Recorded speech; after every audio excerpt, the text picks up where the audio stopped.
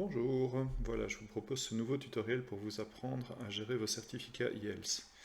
Donc, comme vous le savez probablement, pour toute une série de services, que ce soit les prescriptions électroniques, la facturation tiers payant, l'assurabilité ou le service d'attestation, vous avez besoin d'un certificat délivré par la plateforme IELTS pour pouvoir accéder aux différents services. Donc ici, dans ce tutoriel, je vais vous expliquer comment obtenir un certificat la première fois que vous voulez utiliser ces services, mais aussi comment le renouveler et éventuellement comment le révoquer si jamais à un moment ou à un autre vous deviez annuler un certificat que vous avez reçu. Donc le principe, c'est que la première fois que vous voulez accéder au service en ligne, il faut faire une demande de certificat auprès de la plateforme IELTS. La plateforme IELTS va vous délivrer un certificat qui sera valable normalement pendant 3 ans. Ce certificat, vous pouvez l'utiliser avec mon logiciel, mais vous pouvez aussi l'utiliser avec d'autres logiciels. Au terme des 3 ans, vous devez le renouveler. Donc là, deux cas de figure, soit vous avez fait le renouvellement, enfin, soit vous êtes encore dans les temps pour faire le renouvellement, donc votre certificat est toujours valable, et là vous pouvez faire une procédure de renouvellement de certificat, soit votre certificat a expiré, parce que c'est trop tard, et alors à ce moment-là, votre certificat n'étant plus valable, vous devez refaire la même procédure que la première fois que vous avez demandé un certificat. Alors pour effectuer un renouvellement de certificat, vous êtes obligé d'avoir l'ancien certificat et de le fournir au logiciel du gouvernement qui va vous permettre de faire le renouvellement.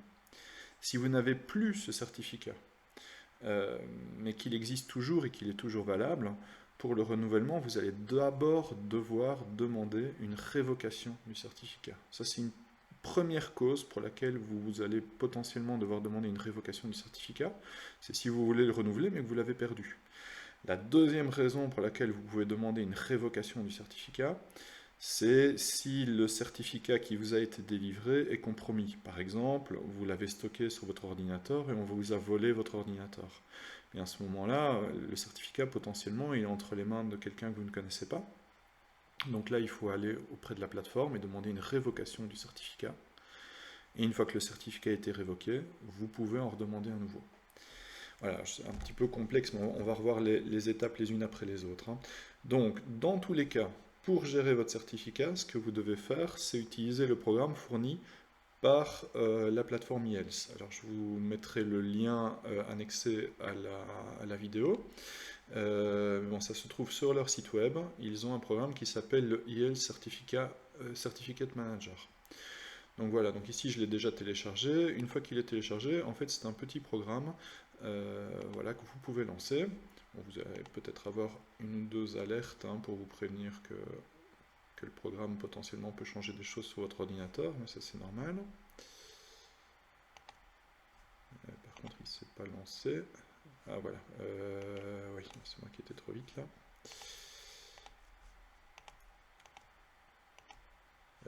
Voilà, donc là il est en train de démarrer. Hop, on va passer l'alerte.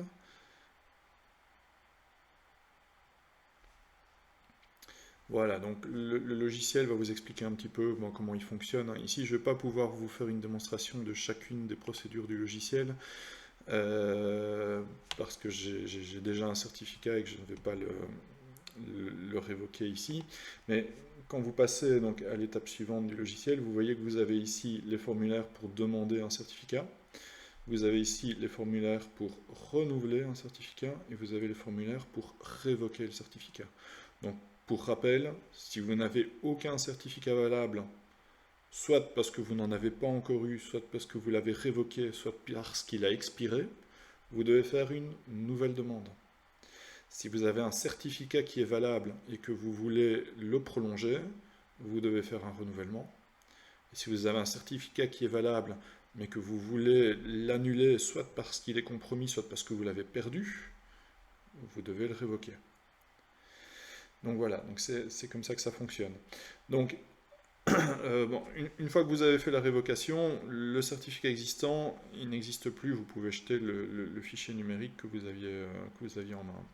Par contre, lorsque vous faites une nouvelle demande ou que vous faites un renouvellement, qu'est-ce qui va se passer? Le logiciel va vous guider pas à pas. il va vous demander d'insérer votre carte d'identité, de mettre votre code PIN. Comme vous êtes enregistré comme médecin auprès de la plateforme IELTS, la plateforme IELTS va accepter automatiquement de vous générer le certificat. Mais ça se fera quand même en 2 étapes.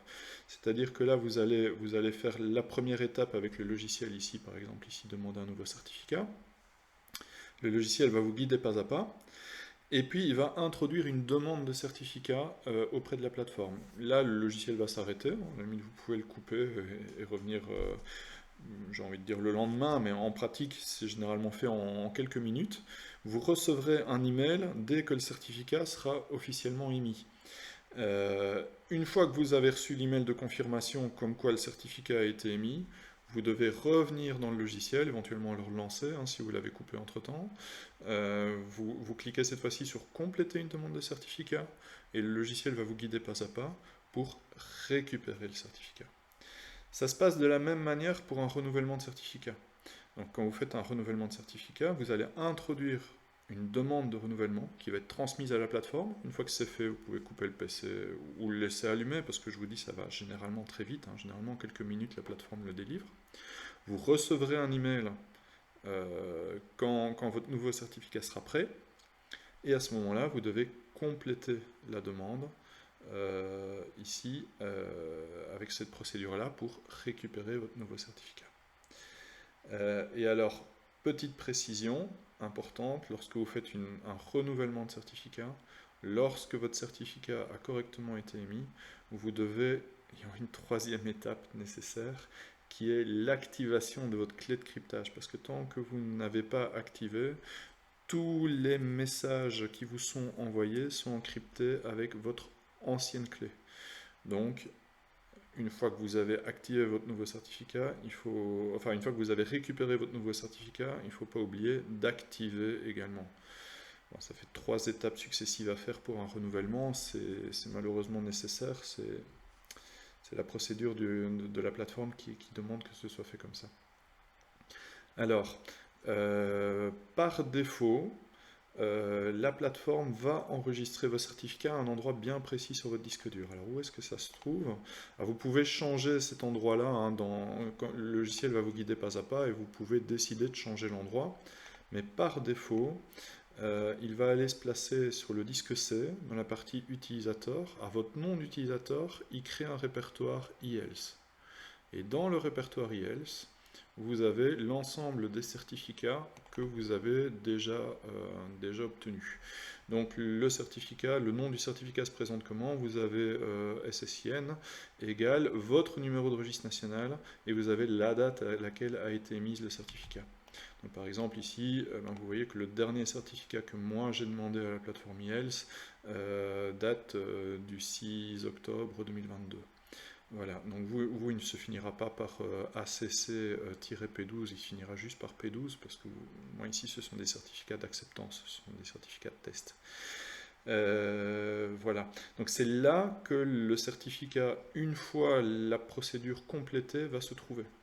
Alors c'est important, premièrement pour pouvoir réimporter le certificat dans le logiciel, mais c'est aussi important lorsque vous faites un renouvellement de certificat. Quand vous demandez un nouveau certificat, vous n'avez besoin que de votre carte d'identité. Donc vous faites la demande de procédure, vous encodez votre code PIN, les différents champs qui sont demandés, bien noter le mot de passe que le logiciel va vous demander parce que vous aurez besoin de ce mot de passe-là, c'est avec ce mot de passe-là qu'est encrypté votre certificat. Et ça vous générera un nouveau certificat dans ce dossier-ci. Par contre, quand vous faites un renouvellement, le logiciel a besoin de votre ancien certificat. Ce qui veut dire qu'il va essayer d'aller le rechercher à cet endroit-là. Si vous faites le renouvellement depuis le même PC que celui sur lequel vous avez introduit la demande initiale, il n'y aura pas de souci, le logiciel va le trouver. Si vous faites votre renouvellement depuis un autre PC, parce qu'entre-temps vous avez changé, ou si vous avez effacé le fichier, le logiciel ne le trouvera pas. Alors à ce moment-là, si vous avez fait une copie, il suffit de reprendre la copie. Si vous n'avez pas fait de copie, mais que le certificat, vous l'avez importé dans mon logiciel, alors vous pouvez demander à mon logiciel de refaire une copie du fichier numérique du certificat pour pouvoir être utilisé. Alors comment est-ce que ça se passe? Vous voyez que dans configuration, vous avez ici les certificats IELTS, vous avez importé et exporté. Bon, importer, on le verra après, c'est pour importer un nouveau certificat. Exporter, c'est pour prendre le certificat actuel et aller le copier sur le disque dur. Donc ici on va le faire, voilà, par défaut il va essayer de se remettre justement dans le bon répertoire, hein. Et là vous pouvez donner n'importe quoi comme nom, hein. Vous n'êtes pas obligé de respecter le format ici, donc vous pouvez mettre ici par exemple ancien certificat, hop, avec un T, voilà. Le logiciel va exporter le certificat ici, et dans votre procédure de renouvellement, ici, vous pourrez sélectionner ancien certificat et compléter la demande.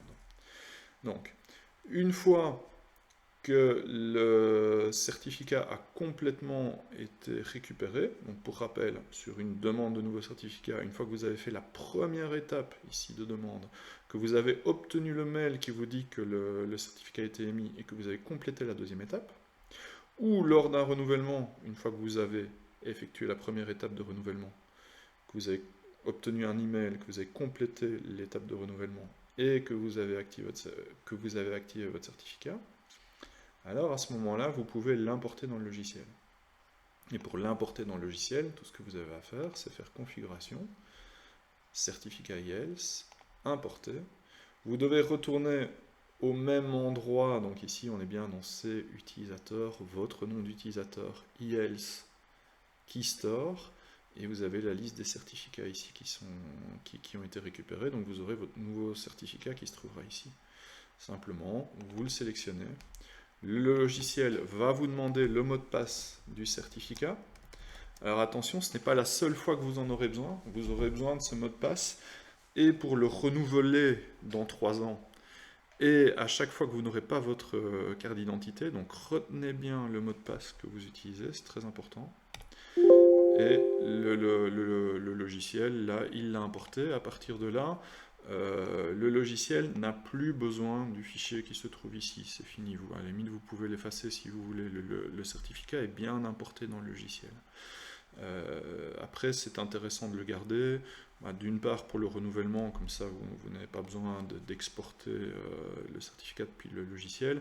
Ou si vous voulez utiliser votre certificat avec un autre logiciel, vous pouvez aussi récupérer le fichier. Ou dans les cas aussi d'utilisateurs qui ont plusieurs PC, évidemment, vous ne pouvez demander qu'un seul certificat à la plateforme, hein. Il n'est pas question de demander un certificat par PC, ça ne fonctionnera pas. La plateforme ne vous laissera pas faire. Tant qu'il y a un certificat actif, elle ne vous laissera pas demander un nouveau certificat, sauf si c'est un renouvellement. Mais le renouvellement annulera l'ancien. Donc si vous avez plusieurs PC, vous êtes obligé de faire la demande sur un des PC, et puis avec une clé USB ou en vous l'envoyant par email ou par toute autre méthode, vous devez transférer ce fichier numérique sur les autres PC et les importer dans le logiciel sur les autres PC. Voilà, j'espère qu'avec ces explications, tout sera clair pour faire vos demandes de certificats et vos renouvellements. En cas de questions, n'hésitez pas à me contacter. Bonne journée!